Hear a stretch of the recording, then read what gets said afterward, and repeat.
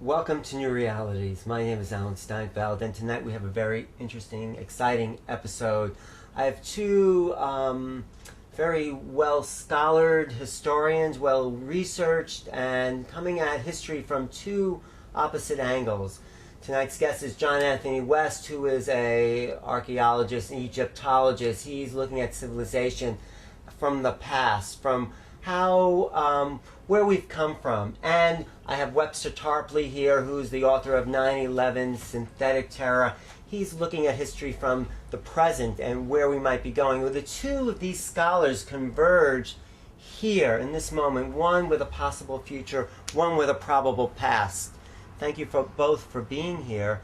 The idea is, in cycles of history, we are now, it seems like, at a critical point within this time flow, within this climax of 200 years of American history. From the past, we can see certain cycles, as you studied in Egypt, that have been the rise of civilizations and the decline.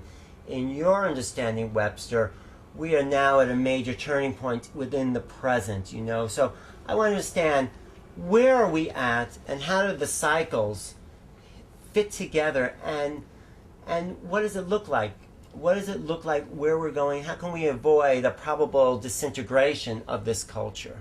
So, John, can you give us first an understanding of, let's say, from your understanding of history of civilizations, peaks and valleys and collapses of civilization? Well, yes, I think actually probably when Webster takes over, yes, we'll find that we very much agree about this whole subject of disintegration, that we are now at a tipping point, yeah, from which if there is to be any, I mean, if we're going to get out of it unscathed, is, I think, highly problematical, and maybe we don't even get out of it at all. It's hard to say, but I think thereafter, how we get out of it and what is involved, and also in terms of what led us to where we are.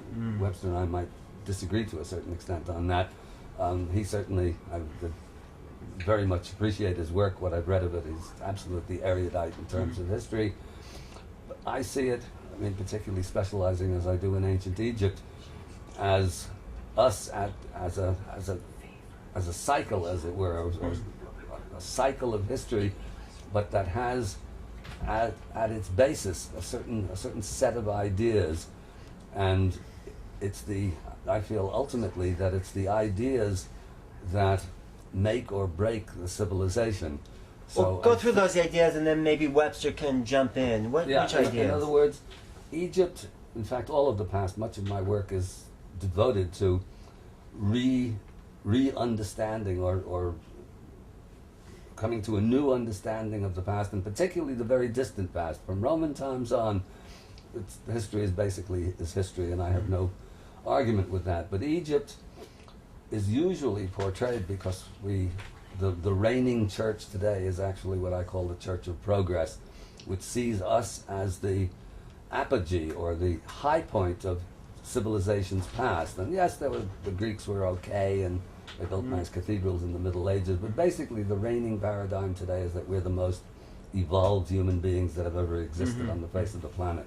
I take a very different point of view to that.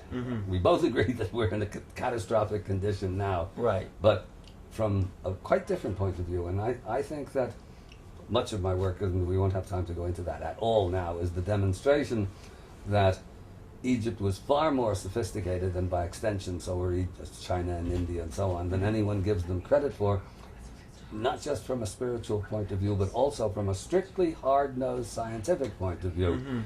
And that knowledge that Egypt had is itself a legacy, because the Sphinx is the linchpin of this. If it is indeed water-weathered, then it's thousands and thousands of years older than it's supposed to be. And this brings us into a different kind of a cyclical view of history, in which basically it correlates to the processional side, the cycle of the processional the rise and fall of civilization. Procession, in other words, that there is what Plato called a great year, and that this is to be taken seriously. It's a 26,000 year cycle, Now, since it's a cycle, where does it start and where does it end? Right. This is a question that we won't approach here, but my feeling is that we are at a crucial point at the moment, and that if we are going to get out of it, a number of factors have to come into play, but one of the major factors is ideas. In other words, civilizations are fueled by ideas, and Right. a central tenet of the Church of Progress is that life is meaningless, or that whatever meaning we put into it is entirely subjective And arbitrary. and arbitrary in a sense. I mean, Yes. there is no real bigger meaning. Right. My view, again, without going into any of the detail, is that we human beings are on Earth for a purpose. That purpose is, again, to compress it as much as possible, a return to our divine source, and without some kind of an understanding and the manifestation of that understanding, we're not going to get out of this Right. cycle, and there can be no civilization worthy of that name. So I'm turning that over to Webster. Just let me intercede here before I get to Webster. It's if there is this quest for this realization, let's say, there's these counter forces which seem to always be playing, which have kept us in ignorance. And this is where I think Webster's detailed political history come into the counter forces. Yeah. So there's yours, and there's is that true, Webster? Let me perhaps Yes. specify a little bit my method, because Yes. I try to have one. Yes. It's a combination, you might say, of Plato, although it's a little bit different. It's a slightly different Plato than the one we've just heard. I think Machiavelli is indispensable for all political matters, and I would go with Leibniz on most philosophical ones, which makes me, I guess, a devotee of the idea of progress. Not progress meaning life is meaningless, but progress meaning that progress is the meaning of life, and it's a wonderful meaning, and it's scientific discovery and cultural progress and inventions are the evolution stuff of thought. life. Yes. But also changes in the world. In other words, Leibniz, of course, is the guy who develops the calculator. He's somebody who's interested in promoting the steam engine. Right? There's so much in the modern world that wouldn't be here at all if it hadn't been for Leibniz. Now, the Machiavelli side of things leaves me with a method which goes like this. Machiavelli says, I always try to keep one eye on the current events around me and another eye on the ancient world, right, which for him is the Roman history. There's a piece of the Confucian Analects where Confucius says pretty much the same thing. If somebody is well versed in the politics of our time and a student of the ancient texts, then this person can be accepted as a teacher. I think this is a good. Even Toynbee talks about binocular vision. That he's, whatever he's looking at, he's always looking at the Greeks through one of the binoculars, and then whatever else. Well, that's why it's great to have you two here, because that's exactly I'm it. not disagreeing with that. Now, what this leads me then is cycles can be there or not. I wouldn't want to start from cycles as the big thing. I would start from the fact that we are now in an aggravated breakdown crisis of the form of civilization that has dominated the world, well, really since 1944-45. In a certain way, it's a breakdown crisis of the entire Anglo-American imperial era, right, going back to The 1700s. say the foundation of the Bank of England in 1696 or something like in that. the age of exploration, where the Well, let's not mix in too colonialization. much. Let's try Okay. not to get the apples and oranges in the Okay, same tank, okay, because we're okay. talking Anglo-American. Okay. We're talking the City of London. We're talking the British, the Empire painting the world red, right? Canada, India, Australia, all these places painted red. This system has some peculiarities. It's based on finance oligarchy. We can identify other civilizations that are based on priesthoods, on generals, on demagogues, on bureaucrats, on aristocrats, I suppose. But in this one, we're confronted with finance oligarchs. So it's a polycentric, I would call it a Whig finance oligarchy, which has been running the world, and they have created now this colossal castle of $500 trillion of derivatives, which is so far greater than the worth of the entire world. It's a multiple of what you could get, what the world would bring if you put it on the chopping block and auctioned it off. Good one. So we're in bad. You could say it has negative value since you have to pay somebody to take it away, like the Rasputin in Little Abner. Remember the Rasputin? It was a currency that had negative value. You had to pay somebody to take it away. But yeah, go ahead. Now, 'cause the idea, therefore, is we're in the midst of a breakdown crisis. And one of the things we ought to do, and I think this is our project today, if you look at somebody like Toynbee, the study of history, and then the modern versions of this, which are university courses in what is called world history or cross-cultural contacts and things like this. Right? You get a catalog of 30, 40, 50 civilizations, and as Toynbee already points out, the universal shared characteristic is they all collapse. They all go down. They all become extinct. right. So the question, therefore, is to try to look at some of them, I would say, and see what destroyed them. And it's generally from the inside, sometimes from the outside, more often from inside. And then compare that to the one that we have. And is there some comparison that comes out of that that might teach us what we can do? Because there are also examples of civilizations that undergo a kind of a partial breakdown, and then they can get a new lease on life. And reform Sometimes. at a higher level. It's the whole Sometimes. complexity cycle. Sometimes. So in your study of history, John, what have been the elements that have broken down society, and do you see something like that happening now? And then what I would ask Webster is, what elements does he see present here that also were reflected in the Well, past? see, in Egypt is my field, and Right. I mean the difference between, you can't really compare Egypt to Rome even, or to medieval Europe, because it's a civilization that is intact for 3,500 years, and that is recognizable at the end, slowly degenerating, but it's based upon something that's very, very simple. It's based upon a philosophy, a metaphysical philosophy of what Srola Delubic called a return to the source.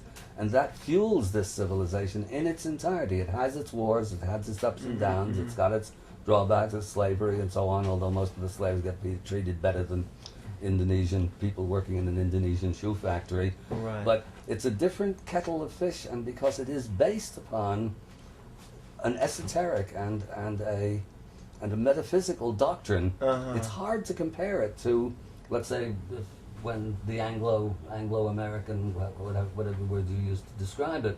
So it's hard to say, because what's responsible for Egypt's fall is a quite other matter. Actually, it's very difficult to determine what it is. It's partly foreign, externally it's partly foreign wars and so on, but I think it's actually obeying a still greater cycle, analogous to spring, summer, autumn, Right. winter. In other words, it takes a long time, but eventually what's a summer civilization is going to end up in the winter somewhere along But the didn't our line. founding fathers, and maybe Webster knows that, Franklin, Jefferson, have the sort of Masonic higher ideals in its inception and forming this country? I think to try to talk about masonry in this kind Okay, of context talk, is going to be talk about impossible some because well, there's didn't so they many have some higher distinctions. ideals? I think they did. And Yes. I've argued that the U.S. Constitution is based on John Adams, and above all, John Adams' reading of Machiavelli and therefore Polybius. But I think we got to look at a much longer range. For example, on Egypt, the question I would have, you look at certain ancient civilizations, they seem to be concerned with the afterlife and frankly with death. The Etruscans sometimes get put into this, right? What we have from the Etruscans are these necropolis cities. In the case of Egypt, it's clear that they're spending a very large part of the social surplus on what amounts to mortuary improvements, right? The pyramids and the rest of this stuff. Is there Temples. some sense in which the exorbitant or the lavish expenditure of social surplus on these things can rob a society of the richness of development, the depth of development, and also the reserves that it might need to meet emergencies when those come along? Not really, see, because the Egyptians would not say that they were spending their money on death. They would say that they're spending their money. See, the afterlife is taken, probably by you, I'm not sure, as superstition. But to the Egyptians, death is a transformation ideally a transformation to a higher level of consciousness. And this is what fueled their society, and this is what, in their view, justified all of that expense. And then again, Egypt is different from everywhere else because everyone had enough to eat. In Egypt, there are no trade wars, there are no nobody's ever out of work. As long as there's not a famine, the food jumps out of the ground, and they have this tremendous amount of wealth and of money to devote to art, basically to art and architecture. Much of it with a funerary significance. But to them, funerary is not death. Funerary is the transformation into another and higher level of being. You would then hesitate to say we can apply a thermodynamic criterion of whether they're realizing the surplus for human use. You would say we can't intrude into their judgment on whether it's funerary or human. In other words, we can't override them and say you're wasting your money on the pyramids. You should be building roads, a new Nile, and better academies, urinals. Right. No, we can't really because and also. Again, when you have a civilization that lasts 3,500 years, maybe they're doing something right. How about then you could take the case of the Phoenicians and therefore of the Carthaginians, right? This business about killing the firstborn son. Now, here you see something that's obviously got a political reason behind it. Right? There was the subjugation of the individual family to the ruler.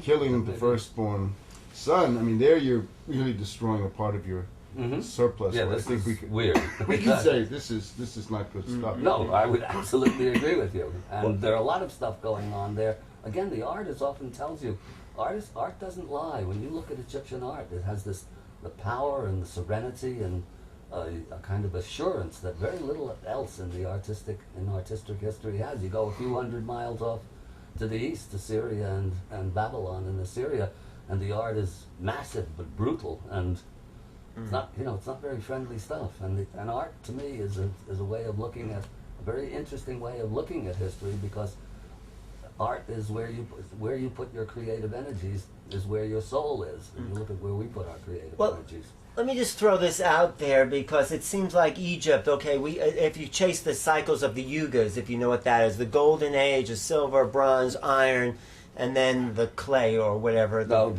Dark Age. The Dark Age. So Egypt is this civilization, in your terms, that represented this connection to source. They remembered that. And then we have the Greeks that were probably, maybe, let's call them a Silver Age, where they had the idea of the gods. Then we had a Christian age, which had a vague idea of the gods. And then we had this other age, and now we're in the Dark Age with no connection to source at all. It's just oligarchy. I would have to say this is a so somewhat here tendentious. I'm just tracing a cycle, a pattern that seems to have a degeneration of civilization that seems to be already mythically portrayed. So here we are at the end of another cycle, where we can go. The problem with the cycles in the modern world, I'll tell you two sources of them. One of them is Ibn Khaldun, sitting there in the Arab world in the 1300s, 1400s, and he has this idea that the real civilization is to be essentially a nomad or a conqueror on horseback, and from there on in it's all towards corruption. Another cycle version, of course, is Oswald Spengler, The Decline of the West, right? Der Untergang des Abendlandes. And there we have to worry a little bit about where we're getting, right? Who we're rubbing elbows with. I think that's the one where you get the seasons, right? The spring, fall, it's taken summer, after other stuff. and so forth. And he's also got the idea of each culture is hermetically sealed. There are no interactions with other ones. So there's a lot of literature on this. Why don't we try to become more empirical? I would suggest the following. Let's look for a minute at Rome and the Han Chinese. Okay, go ahead. And maybe something will emerge that may throw some light either on Egypt or on the current predicament. With Rome, I've looked at this in some detail. Let me just preface the whole thing by my finding in all of this is when societies go down, the obituary is generally died of oligarchy. Which define oligarchy. Just define. The few. As rich and Machiavelli few. says, the rich, the few who do it all for themselves. Plato says it's a constitution full of many evils where the rich rule and the poor have no voice. It's obviously a society of great income disparities, and it has other peculiar problems because it tends towards Malthusianism and it tends towards the strangulation of technology. because technology, as we see in the writings of this Greek historian called the Old Oligarch, maybe it's thought to be Thucydides or somebody like him. The old oligarch says, I don't like the technology of the Athenian navy because it lets these upstarts come and challenge my social position. We don't want it. Okay, so that's... Okay, so now in the case of Rome, we're talking the Roman Republic. Yeah. Punic Wars, right? 200 BC, 100 BC. As a result of the Punic Wars, the Roman Republic acquired this Carthaginian empire, meaning mainly Sicily, which at that time was this tremendous grain growing area, right? The breadbasket of the empire. There had been household slavery in the Roman Republic, right? And in the plays, Terence and Plautus and Walks, the servus and all this stuff. But that's the household. What they do then is they go to large-scale gang slavery in Sicily to produce this bread crop of the empire. And one of the reasons Sicily is so arid is because of the job that was done at the time. Here's where the Gracchi come forward. And the Gracchi say we've got to somehow save this civilization by stopping the growth of gang slavery. We've got to have a land reform where we break up the big estates, which were government public property anyway, that had been arrogated by certain aristocrats and senatorial class.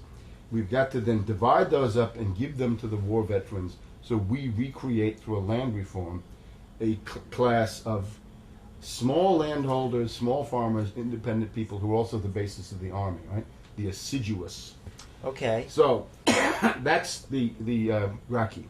And the one version is more radical than the other. What was the downfall then? They get killed. Both of them are assassinated by the oligarchs, and that reform is not done. So that means that the Roman Empire then begins to pitch. Already by 200, it's collapsing. And then by 300, there's an attempt with Diocletian and Constantine to keep it going. And what Diocletian comes up with, if anything, is to make the matters worse. He says from now on, he decrees maximum prices. That's bad. Well, that's, I think, understandable. But the thing that he then does is to say, if you have a guild, and the guild has property, you cannot transfer it or change it. In other words, what it amounts to in practice is that the technology of the Roman Empire is frozen and cannot be altered, cannot be changed. And if you're born into a guild, you've got to stay there. So what this then does is it creates the situation where the Roman Empire is in a fixed mode. It has to crash down. And by the time we get to the 300s and especially the 400s, hyperinflation, the hyperinflation of the Roman solidus, which goes into the stratosphere. And then the barbarians take over. They take over. A lot of this stuff was supposedly for military defense. It fails. And the other question is also urban life is destroyed because they say if somebody in the city doesn't pay their taxes, you live in the same city, you make up for it. Everybody flees the cities and goes into the countryside. What we want to discover here are the lessons of history so we can avoid the same pitfalls. I mean, this is why I think you two great researchers can at least give us a key. Actually, in this case, from everything that Webster is saying is, I'm sure, and the reason he's saying it is that it's a very close parallel to what we have now. Right. That's exactly what we have, with the exception of the technological. Nobody is trying to put a lid on the technology. Well, except in other Bush words, is trying to... It's runaway. Well, It's runaway technology. Most of it for nefarious ends. Anti-technology, anti-science movements. If you look at the radical ecological movement, it has a very strong notion of suppressing scientific development. There's a cultural hostility to science, which was not there, say, in 1965. The other one I wanted to mention is Han China. It's very similar. Yeah. You get the local generals under the Han rule. They begin to become more and more autonomous. They become practically independent powers.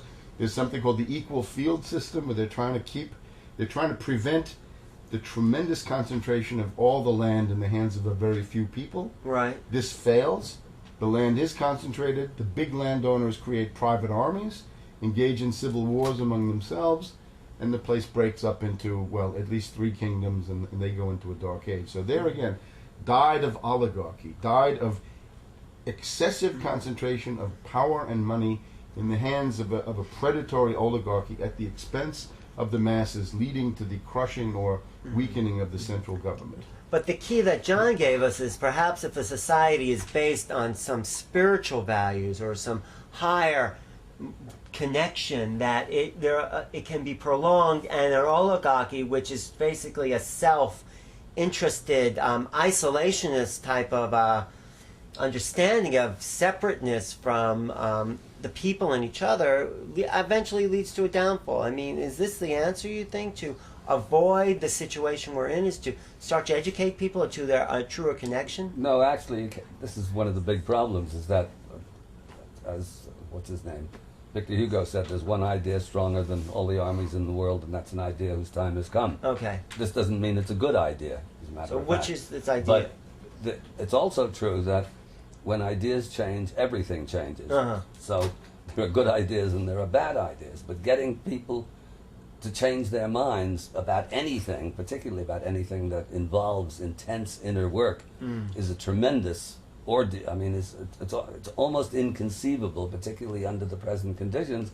But my belief is actually that unless and until that can happen, no real positive change is possible. And the situation that Webster is just describing of Han and Roman Empire is a very close parallel to what we have now, and I don't see any way out of it. Do you? Plato writes in the Laws that if you have an oligarchy, it's almost impossible to change the policy. The reason, the goal of any oligarchy is to maintain oligarchy. It has no other. And he writes in the Laws, and you see this in Venetian history too, if you want to change an oligarchy, you got to convince the oligarchs one by one. Mm-hmm. And it's impossible, because oligarch A hates oligarch B. Whatever oligarch A says, B will say the opposite. So once you've converted one for you, you've converted the other one against you. What we've had historically, the chance, and you can see this with Plato and Dionysius of Syracuse, you can see it with Leibniz and Peter the Great of Russia, is the philosopher and the tyrant. Mm-hmm. Because the tyrant can change, Mm-hmm. and sometimes for the good. In other words, the whole question of enlightened despotism in the 17th and 18th century, plenty of examples of tyrants who do good things, often at the expense of oligarchies. So there's some perhaps hope with that. The society that hangs on the longest based on belief, I guess, is the Byzantine Empire, that hangs on for an extra 1,000 years, even though they have absolute zero technological innovation, except for what we would call napalm. Right? The fire of the Greeks, that's the one thing they have. Otherwise, inventions, there don't seem to be any. And by the end of it, everybody's enslaved. So by the time the Turks come, people say, well, let's take a chance on the Turks. It couldn't be worse than this. This notion of the plebeian secession, which is, I think, close to us. In other words, let the neocons go and fight their wars. The last one that I wanted to mention, the one that often comes to me with the U.S. today, the Spanish Empire, about 1700, where you've got a complete breakdown, a complete deindustrialization of the home front. In other words, it used to be that the Spanish had textile mills, right? They had wool, they had sheep, and they had clothing and textiles. It's all gone. All they do is wait for the silver ships to come from Peru, and then they go and pre-discount that with the Genoese, who fleeced them, and the Venetians too. So they're pitching themselves into absolute disaster. This is the U.S. We don't import silver. We export green pieces of paper to the tune of 3 or 4 billion a day, 1 trillion a year. And the home front is now absolutely deindustrialized, right? GM is gone, Ford is gone, Delphi, all the machine tool and die capabilities are all gone.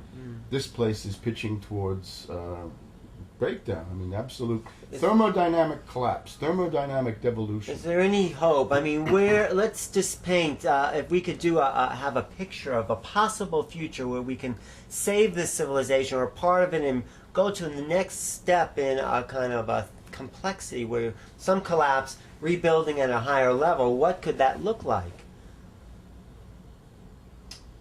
Actually, the way you're describing it is, again, to go back to an organic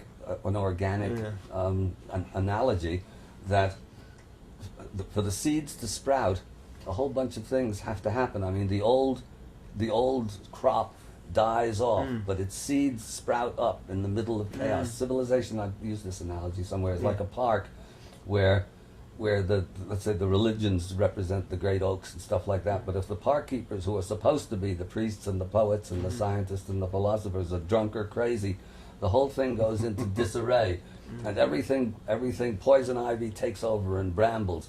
So two things have to happen simultaneously. Somebody's got to plant the seeds of the new and take care of them and nurture them, and somebody else has to go in there with a flamethrower and a chainsaw and cut out all of the brambles and the poison ivy. But That's those what- things have to happen simultaneously. Webster's doing that. Well, me too. My hope would be essentially to return to the model that has been effective most recently, which was the New Deal model. No. The Franklin D. Roosevelt model, not perfect, but so much better than what we have, and was steering us away from the brink of a social breakdown crisis successfully, right? Got us out of the middle of one. You can go back to this. In other words, you have to say everything that was done since the Kennedy assassination should be rolled back ruthlessly. All of that should be abrogated, canceled, with few exceptions. There are some areas where there's been progress, but in most of them, and we know in labor, in business affairs, in cartels and antitrust and a million other things, it's all been downhill. So essentially go back to the best of the New Deal and try to take it from there, also with this idea of world economic development and the fact that you now have the world economic situation is more complicated. You're going to have the dollar, of course, but you're going to have the yen, the ruble, the Arab currency if one comes, the Latin American currency Chavez is talking about, and try to get some kind of a negotiated arrangement that makes sense among those, so you can proceed with the work of the world. Well, let me ask you one more question. Is this like, what, in a general sense, what is the purpose of civilization? Why do we come together in groups and society? Isn't it, I would think, for the benefit of each other and the evolution of consciousness in general? What would you... That's what I'd say. Well, I would. I think I have to make it a little bit more dynamic. The existence in a fixed mode will lead to doom inevitably, one way or the other. So therefore, you've got to be realizing scientific and technological progress. Change. Yes, change, but it has to be positive change. I think it has to be at this point, without trying to go too far into the philosophical. That's we have okay. 3 billion people live on less than $2 a day, which really means, given this rotten dollar we have, less than $1 a day of a dollar of any consistency. So half of humanity, less than $1 a day. 40,000 people starve every day, malnutrition, hunger, or things like diarrhea that can be cured for 50 cents or whatever it is. We've got to do something about this. In other words, the priority goal, in my view, the reason to be in politics is genocide and how to stop it. In other words, the never again genocide is a real imperative every day, and something has got to be done about this. So that will obviously take a vastly increased production of physical, tangible wealth in the world. Because there's no way you can redistribute anything and do anything much for the 3 billion who are sitting down there at $1 a day. Right? You could soak the U.S. population for half of what they've got, and you'd raise the level a few pennies. It wouldn't help you. You got to produce new wealth. So the purpose of civilization, in your opinion, is? It is. I would say it is ultimately the exaltation and development of the human mind, but this is not a purely idealistic enterprise. In other words, this requires a comprehensive material substratum and basis to make it possible. In other words, the notions of the higher culture, classical culture, the studies of the ancient world and so forth, all of this presupposes levels of leisure time and consumption and a social surplus to allow people to do it, and they should be able to do it. But you've got to think about the economic preconditions for doing that, as well as the cultural imperative of doing it. And John, please, and then we'll return to Egypt and see, well, what was the purpose of that civilization and what? As I said, it's very, very simple. In Egypt, it is a doctrine of the possible transformation of the individual and therefore the collective human soul. And that's very simple. And that's a key to. Could that be a key, Webster, for our salvation, if you want to call it that? It might. It's just that since we've had Christianity, I think we're projected a little bit more towards a progress into the future, in which hopefully the fulfillment of the individual can then be carried out. In other words, I think that is the goal, but it has to come in a context of progress, innovation, science, discovery.